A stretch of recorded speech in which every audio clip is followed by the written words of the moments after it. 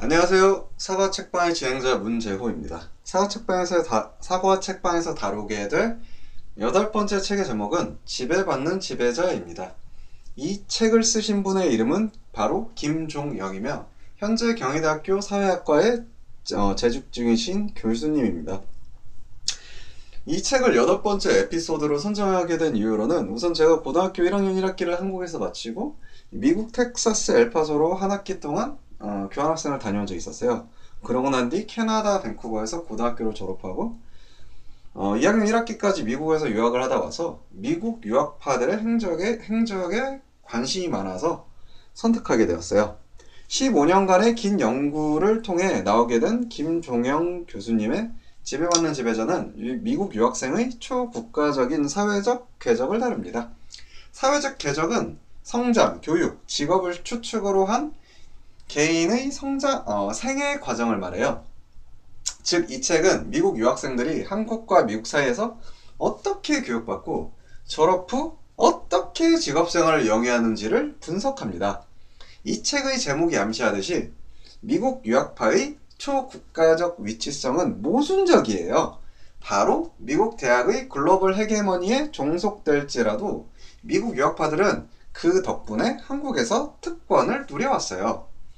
초국가적이란 표현은 특정 사회 현상을 한편으로는 국가 간의 연결이라는 관점에서 다른 한편으로는 국가의 틀을 넘어서는 관점에서 이해되어야 해요.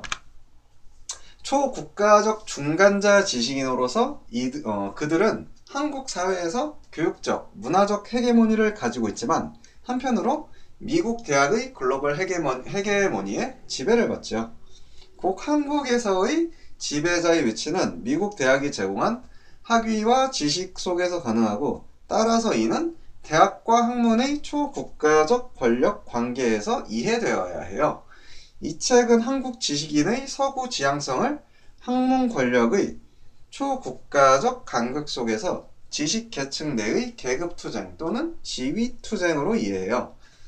다시 말해서 학문 자본의 글로벌 생산, 위계, 분배에 따라 한국 지식인의 계층화가 이루어지는데 서구, 특히 미국 대학과 한국 대학의 격차가 중요한 역할을 해요.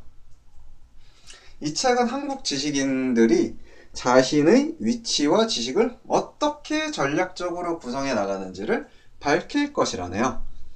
김종영 교수님이 미국 유학파의 헤게모니에 도전하게 된 계기로는 한국 대학과 지식 공동체의 모순들을 극복하고 싶은 욕망 때문이라고 해요.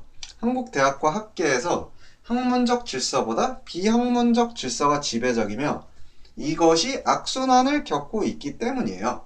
한국 땅에서 학문은 멀고 학연은 가까워요. 이 책에서 미국 대학의 헤게모니 속에서 한국 지식인의 초국가적 궤적을 살펴 한국 대학과 지식 공동체의 구조적, 조직적, 문화적 모순과 결핍을 드러내고 공유하고자 해요. 그리하여 그 모순과 결핍을 넘어서고자 시도할 것이에요. 프랑스 사회학자 피에르 부르디웨에 따르면 한 개인의 사회적 지위는 경제자본, 문화자본, 사회자본의 총합과 이들의 구성 양상으로 결정된다고 해요. 동과 연줄로 일상적으로 언급되는 경제자본과 사회자본은 이해하기 쉬우나 문화자본은 설명이 필요해요. 문화자본이란 특정 지위, 자원, 직업의 접근에 배제에 작용하는 학위, 언어, 취향, 지식을 포함하는 문화적 능력을 의미해요. 문화자본은 공간적 변화의 가능성을 지녀요. 미국 달러가 한국가를 넘어 사용되는 세계통화인 것처럼 미국 학위도 글로벌 문화자본이에요. 하지만 학위와 같은 문화자본도 다른 글로벌 영역들과 마찬가지로 불균등하게 연결, 교환, 유통됩니다. 2012년에서 13년 기준으로 미국에 유학 중인 한국인은 총 약 7만 명으로 중국 23만 6천 명과 인도 9만 7천 명에 이어 3위를 차지해요. 인구 비율로만 따지면 한국 유학생 수는 중국보다 약 8배, 8배요. 인도보다 17.5배나 많은 것이죠. 그만큼 한국인들은 어떤 나라보다 미국 교육을 동경하고 있음을 알 수 있어요. 미국 유학생의 초국가적 사회적 궤적은 개인, 대학, 기업의 초국가적 위치 경쟁과 맞물려 있어요. 신베버주의 이론은 행위자의 위치는 일종의 제로섬 게임이며 이 위치 경쟁은 상대방의 위치에 의해 영향을 받는다고 해요. 필립 브라운이라는 사회학자와 그의 동료들은 위치 경쟁이 국가적 경계를 넘어 글로벌화 되어가고 있다고 주장해요. 글로벌 위치 경쟁은 학위의 공급자인 대학, 학위 수요자인 학생, 인재를 끌어들이려고 하는 글로벌 기업 모두에서 발생해요. 세계의 엘리트 대학들은 글로벌 순위를 끌어올리고 그 명성을 유지하기 위해 경쟁합니다. 여기서 학위는 위치 경쟁에서 사회적 폐쇄의 주요 기제로 작용해요. 사회적 폐쇄란 한 집단이 기회를 독점하고 다른 집단을 열등하다거나 자격이 없다는 이유로 배제하는 것을 말합니다. 예를 들어 한국 대학의 교수 임용 과정에서 미국 학위자를 우대하는 것은 국내 학위자를 열등하거나 자격이 없는 집단으로 배제하는 사회적 폐쇄의 과정이죠. 글로벌 문화자본을 가진 미국 학위자는 국내 학위자보다 전반적으로 실력을 더 높이 평가받아요. 이는 실력이 주어진 것이 아니라 사회적으로 구성됨을 의미해요.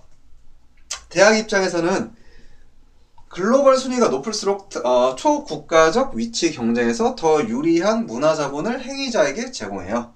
한국의 상위권 대학들은 최근 10년간 글로벌 순위를 올리기 위해 전사적인 노력을 기울여 왔어요. 순위는 학교의 명성과 연결되며 이는 대학의 연구 역량과 직결됩니다. 연구 역량은 권위 있는 학술지에 얼마나 많은 논문이 게재되었는지로 평가되며 영어 논문 SCI의 영향력이 지배적으로 되어가고 있어요. 미국 부모들의 계급에 대한 양육 방식의 차이를 연구한 아넷 라루는 중산층 가정의 아이들은 조율된 양육이 지배적이며 노동자 계층과 빈민 계층은 아이들이 자연스럽게 성장하도록 내버려두는 양육 방식을 택하고 있다는 점을 발견했어요. 미국 중산층 가정의 자녀들은 부모가 제공하는 다양한 과외 프로그램과 교육 프로그램에 의해 양육되는 데 비해 노동자 계층과 빈민 계층의 아이들은 이런 프로그램에 덜 노출되고 또래 친구들과 보내는 시간이 많다는 것이죠. 한국 학생들은 수업을 통해서 미국이 학문의 중심임을 깨달아요. 인문사회가, 공과, 이과를 막론하고 학교에서 배우는 커리큘럼 자체가 대부분 미국 교재로 이루어져 있기 때문이에요. 미국이 세계 교육과 경제의 중심지이기 때문에 여기서 생산되는 지식을 발빠르게 획득해야만 남들보다 더 나은 직장과 승진의 기회를 보장받을 수 있다고 믿는 거죠.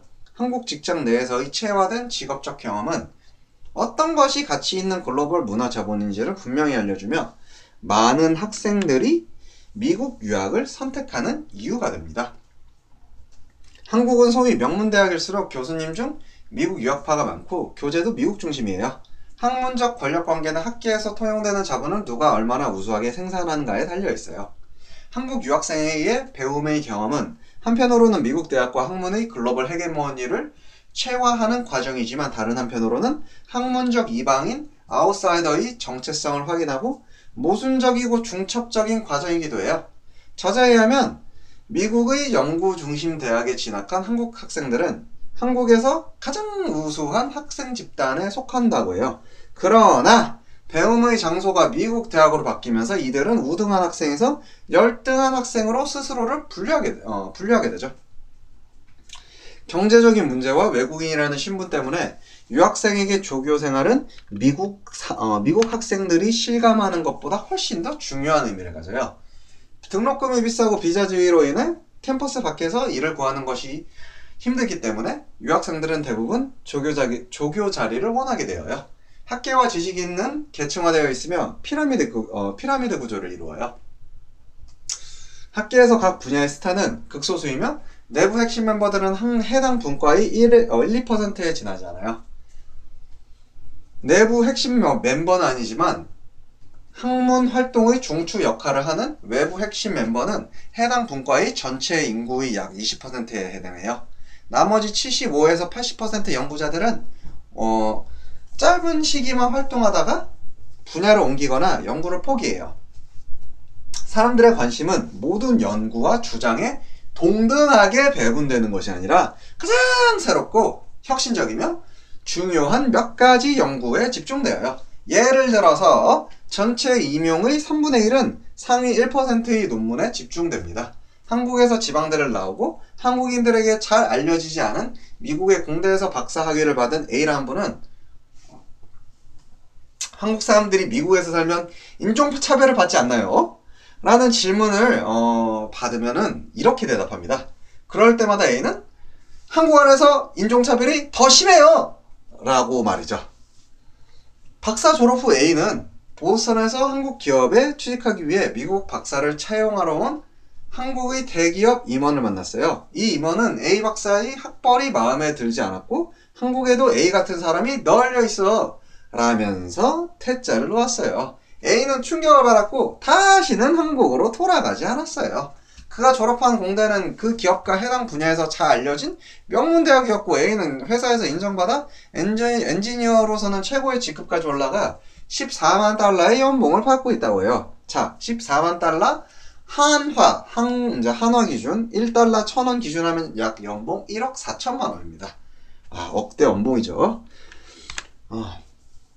미국 학위는 일본, 영국, 프랑스에서보다 한국에서 가지는 효과와 의미가 훨씬 크고 미국 학위자들은 다른 지역보다 한국과 미국 간에 뿌리 내리는 경향이 강하다고 해요.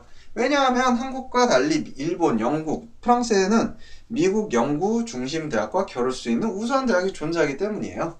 따라서 이 책은 글로벌 위치 경쟁이라는 개념보다 초국가적 위치 경쟁이라는 개념을 더 선호해요. 초국가적 위치 경쟁에서 멤버십, 실력, 시장은 글로벌하게 단일하고 보편적인 방식으로 작동한 것이 아니라 다양한 사회적 관계와 맥락 속에서 적극적으로 평가되고 해석되는 과정을 거치는 거죠. 미국 유학파는 국내 학위자에 비해 높이 평가받고 더 나은 계급적 배경을 가져요. 최상층의 대학이나 기업일수록 미국 유학파가 많은데 이는 계급적으로 중산층 이상의 사람들이 더 집중되는 것을 의미하며 MBA 전공자라면 더욱 그렇습니다. 미국 대학 MBA 과정의 경우 장학금이 거의 없고 학비와 생활비로 수억 원이 들기 때문에 계급적인 장벽이 크게 작용하죠. 자, 다음으로 한국 안의 교수 시장과 교수 임용 절차에 대해서 살펴볼까요? 한국의 교수 시장은 미국에 비해 규모가 작고 폐쇄적이에요. 또한 한국에서는 교수 임용 절차가 심도 있지 않고 표면적이죠. 미국의 교수 시장은 1년여에 걸쳐 평가하는 반면 미국 기업의 취업 시장은 진행 속도가 빨라요. 한국의 교수 임용 과정이 미국의 경우와 비교할 때 특이한 점은 학부 학벌과 박사 학벌 모두 중요하게 작용하며 이것이 상황을 더 복잡하게 만든다는 점이에요. 학벌 이외에 나이와 성별 또한 중요한 요소인데 이는 가부장적 유교 질서가 한국 대학에 만연해 있기 때문이에요. 우선 남성이 대다수를 차지하는 현실에서 여성 교수를 기피하는 문화가 있어요.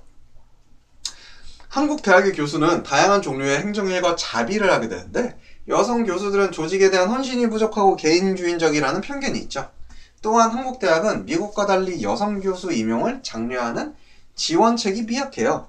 미국 대학이 한국 대학과 다른 점은 학부 학벌을 전혀 고려하지 않으며 교수들이 출신 대학 학교를 중심으로 파벌을 형성하지 않는다는 것이에요.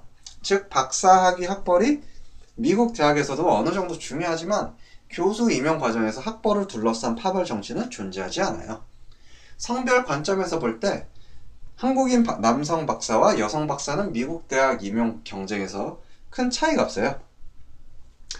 미국 대학은 차별에 매우 민감하고 의식 수준도 높기 때문에 임용 과정에서 차별을 당했다고 말하는 면접자는 거의 없었어요. 한국 대학의 교수 임용 과정에서 후보자의 논문을 직접 읽어보았다는 사람은 거의 없었어요. 반면 미국 대학의 교수 임용 과정에서는 고려하고 있는 후보자들의 논문을 읽어보았다는 대답을 거의 모두에게서 들을 수 있죠. 한국 대학에서 이루어지는 실력 평가가 정량적이고 표피적인 반면 미국 대학에서 진행되는 실력 평가는 질적이고 심층적입니다. 한국 대학의 교수 임용은 급박하고 일방적이고 후보자를 배려하지 않아요. 이러한 교수 시장의 문화는 교수가 되고 싶은 사람은 많다라는 대학의 고압적인 자세에서 비롯되죠. 미국 대학이 후보자를 세심하고 정중하게 대하는 것과 상반되는 모습이에요. 한국 대학의 교수 임용 과정은 한국 대학의 천민성을 적나라하게 드러내죠. 미국의 교수 시장은 규모가 매우 크고 개방적이고 경쟁적이에요. 후보자들은 적게는 여러 대학, 많게는 수십 군데의 대학에 지원해요. 한국과는 다르게 대학 역시 훌륭한 인재를 데려오기 위해 경쟁하며 후보자를 소중하게 여깁니다. 그리고 미국의 교수 시장은 철저히 자본주의적이에요. 수요와 공급의 법칙에 의해 교수직의 시장 가치가 매겨져요. 가령 미국은 법대와 경영학과 교수가 사회학과 교수보다 초봉이 2배가량 많아요. 반면 한국은 법대, 교수건, 경영학과, 교수건 상관없이 모두 동등한 월급을 받습니다. 이 때문에 미국 대학에서 교수의 이직은 한국보다 잦은 편이에요. 우수한 교수가 있으면 스카우트 제의를 하여 높은 연봉을 주고 모셔오죠. 최근 한국 대학의 글로벌화는 영어 논문을 실력의 잣대로 여기는 경향이 있어 미국 학위에 대한 선호가 더 부각되어요. 교수 임용은 한국 대학의 집단적 규범 또는 윤리를 반영하는 리트머스 테스트예요. 인문사회 계열의 실력에 대한 이원적 평가, 영어 논문과 한글 논문은 미국 대학의 임용 과정에서는 볼 수 없는 상황이에요. 한국 대학에서는 한편으로는 수직적인 학벌 체제에 의해 다른 한편으로는 교수 임용 과정 자체의 비합리성이 미국 대학보다 훨씬 강하며 후보자들은 이를 더럽게 체감해요. 반면 미국 대학은 탈중심적 대학 경쟁 체제에 의해 다른 한편으로는 교수 임용 과정 자체가 개방성, 합리성, 깊이를 담보하고 있기 때문에 후보자들이 평가 과정을 정당하고 합리적인 것으로 체험하죠. 아니 미국 같은 경우에 대학만 해도 한 4,000에서 4,500개 있으니까 한국이랑 학교 사이즈부터는 좀 약간 차이가 있죠. 한국의 교수 임용 과정에서 경험되는 보편적 요소는 학문 분과, 대학의 글로벌 명성, 대학의 지리적 위치에 따라서 다르게 적용되어요. 가령 이공계열에서 실력은 SCI 저널 같은 영문 저널로 객관화되어 평가되는 경향이 있어요. 인문사회 계열 내에서도 경제학의 경우 미국 학계의 영향력이 절대적이지만 역사학은 상대적으로 미약해요. 따라서 실력 평가의 잣대가 다양하고 학문 공동체 내에서 합의가 이루어지기 어려울수록 실력에 대한 평가는 경합해요. 즉, 한국 대학의 교수 임용은 글로벌과 로컬의 이중적 평가 잣대로 이루어져요. 특수적 요소들은 강한 학벌주의, 학과의 소규모성, 가부장적 유교 질서에 따라 작동하는데 이는 미국의 연구 중심 대학에서 발견하기 어려운 특징이죠. 미국 대학의 임용 과정을 겪은 교수들은 한국 대학의 임용 과정의 특징을 다음과 같이 말해요. 미국 대학이 상호적이라고 생각하는 게 미국은 공개 발표도 하고 학장과 교수도 만나고 저녁도 먹고 스케줄이 공식적으로 짜 있어요. 이틀이 될 수도 하루 반 하는 데도 있고 한마디로 그 사람들이 나를 알아가는 거겠지만 내가 그 사람을 거의 다 알고 그 구조가 어떻고를 어느 정도 보는 거예요. 그러니까 저도 질문하고 상호적인 과정이 있는 거죠. 저에 대한 배려가 큰 거예요. 한국은 내가 지원한 과만 알지 절차상에서 아는 게 하나도 음습이에요. 없어요. 상당히 일방적으로 기다려라. 아니 기다리면 복이 있나요? 이런 건가요? 복이 있으면 좋겠는데 복이 없는 경우가 더 많죠?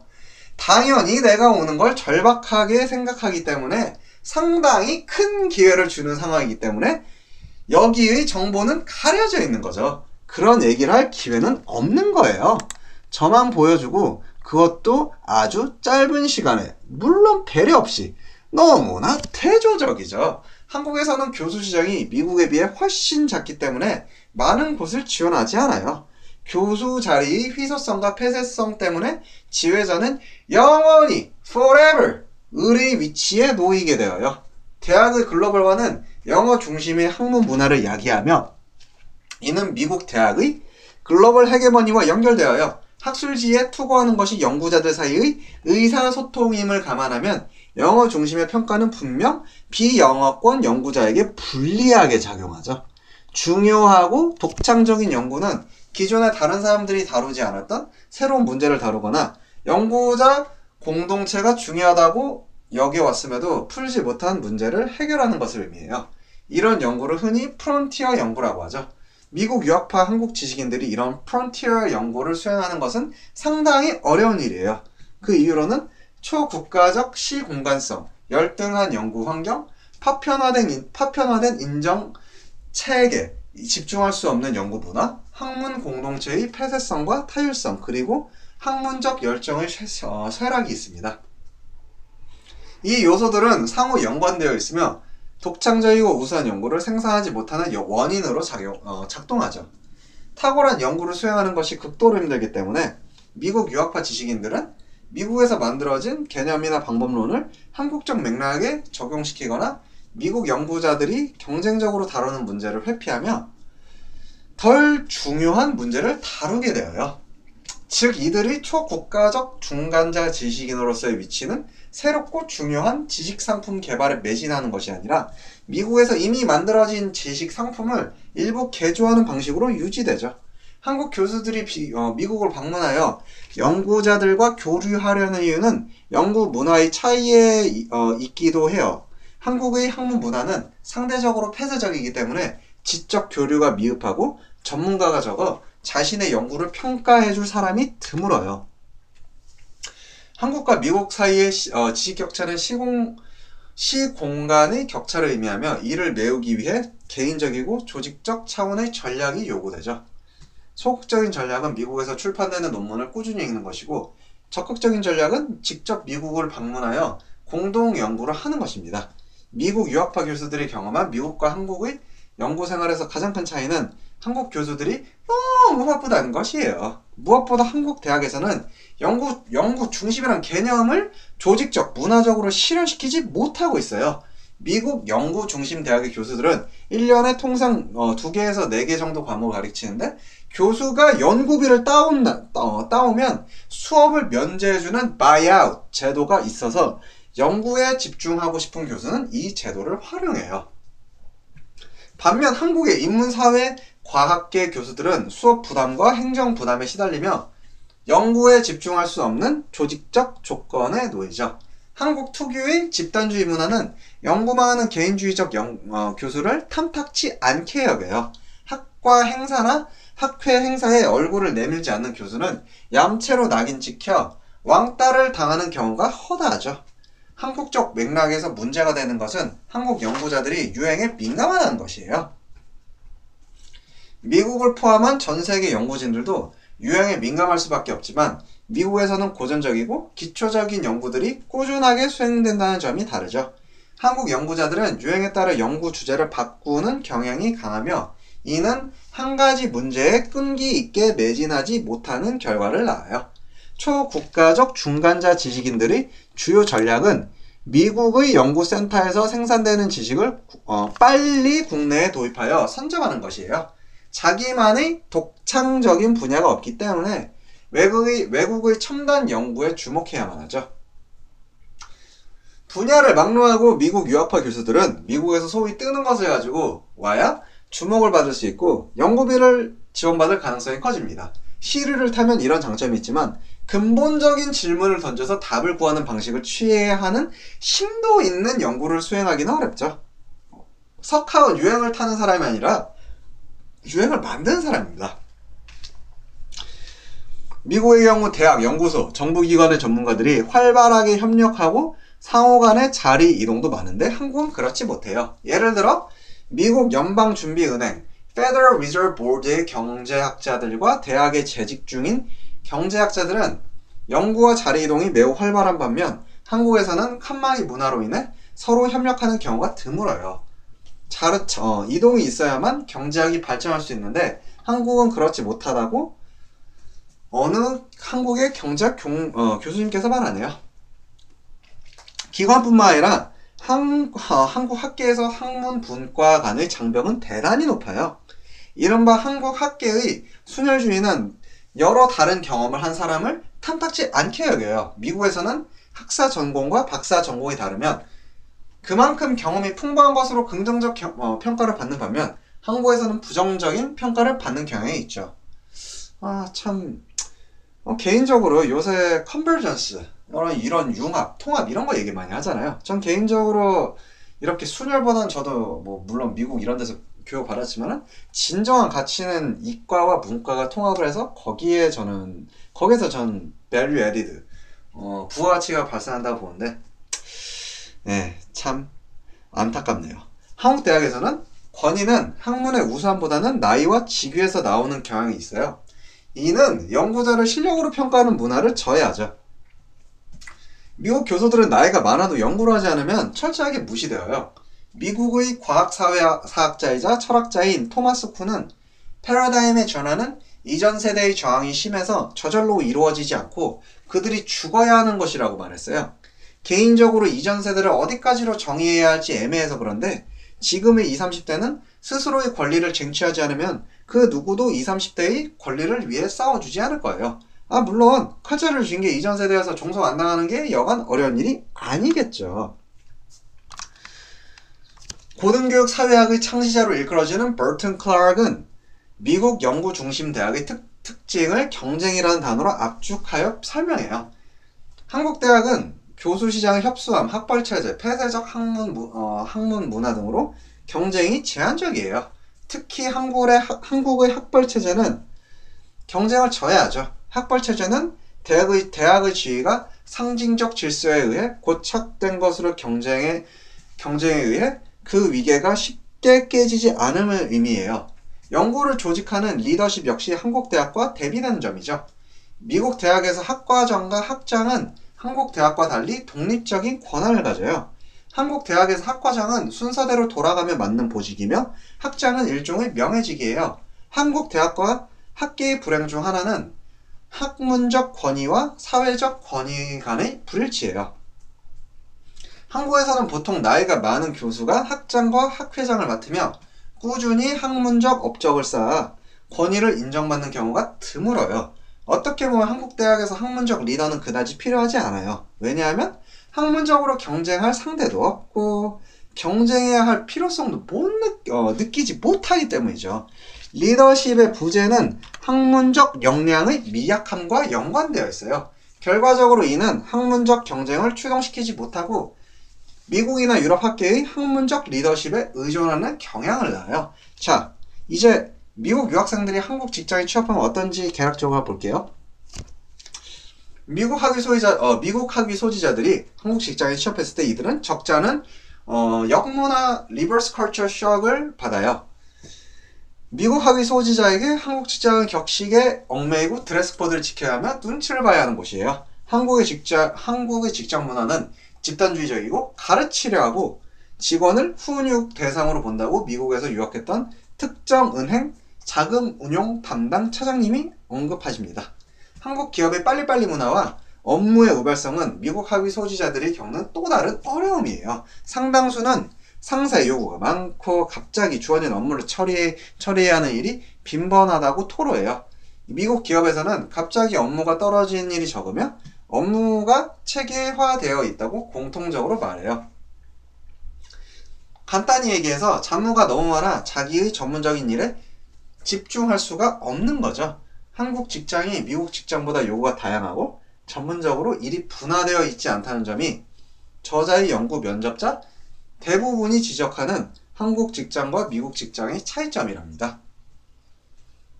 한국과 미국의 기업 문화 충돌은 사람들의 태도, 습관, 가치관뿐만 아니라 기업이 작동하는 작업 환경 속에서 이해되어야 해요. 미국의 산업시장은 한국보다 훨씬 방대하며 각각의 영역에서 고도의 전문성을 요구해요. 반면 한국은 시장이 상대적으로 작고 고객의 요구에 맞추어 어떤 일이 떨어지든지 처리해야만 하는 일반적으로 두루두루 아는 사람을 원해요. 미국 기업에서 외국인을 뽑을 때는 그 사람이 미국인이 채워주지 못하는 강점을 가지고 있는지를 눈여겨봐요. 기업은 무엇보다 이윤을 추구하기 때문에 영어도 못하고 영주권도 없는 사람을 뽑을 때는 회사에 도움이 될 것이라는 확신이 있어야 해요. 따라서 한국 유학생은 미국인과의 위치 경쟁에서 우위에 설 수 있는 분야를 선택하는 것이 유리하죠. 미국 경제에서 기술직의 공급은 유학생들에게 많이 의존해요. 미국 대학은 전 세계 인재들을 끌어모으는 역할을 하는데 본국으로 돌아가지 않고 미국의 기업에 취직한 외국인 유학생들은 미국 경제에 기여하죠. 미국의 기술, 지식, 집약 산업의 GDP 기여율은 40%로 30%의 한국, 유러피언 유니언, 일본, 캐나다와 같은 선진국보다 그 비율이 훨씬 높습니다. 한국 직장에서는 상사와의 관계가 중요한 반면 미국 직장에서는 자신과 관계된 모든 사람들과의 관계가 중요해요. 즉, 한국에서는 상사와의 깊은 관계가 요구되고 미국에서는 동료들과의 넓은 관계가 요구되죠. 미국 직장에서는 누구도 떠먹여주지 않기 때문에 떠먹여주는 교육을 받은 한국인들에게는 이런 직장 문화는 심각한 도전으로 다가와요. 한국인들에게는 이른바 착함, 성실, 그리고 겸손이라는 원칙들이 있는데 이는 미국식 시장적 자아와 충돌을 일으켜요. 한국인들은 착하고 성실하고 겸손해야 한다는 도덕적인 행동 정향을 지니고 있는데 미국적 자아를 극복하기 상당히 힘들죠. 착하다.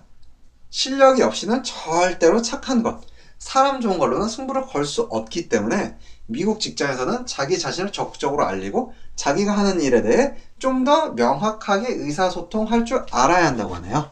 참는 것, 겸손한 것, 불만이 있더라도 표현하지 않는 것은 아무도 알아주지 않지요. 미국 기업에서 중요한 것은 요구와 타협 그리고 실력이며 한국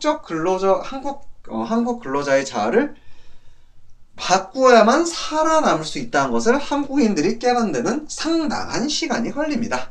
자, 여기까지 지배받는 지배자 김종영 교수님의 책을 이야기해봤고요. 이상으로 사과책방 에피소드 8화를 여기서 마치겠습니다. 청취해주셔서 대단히 감사합니다.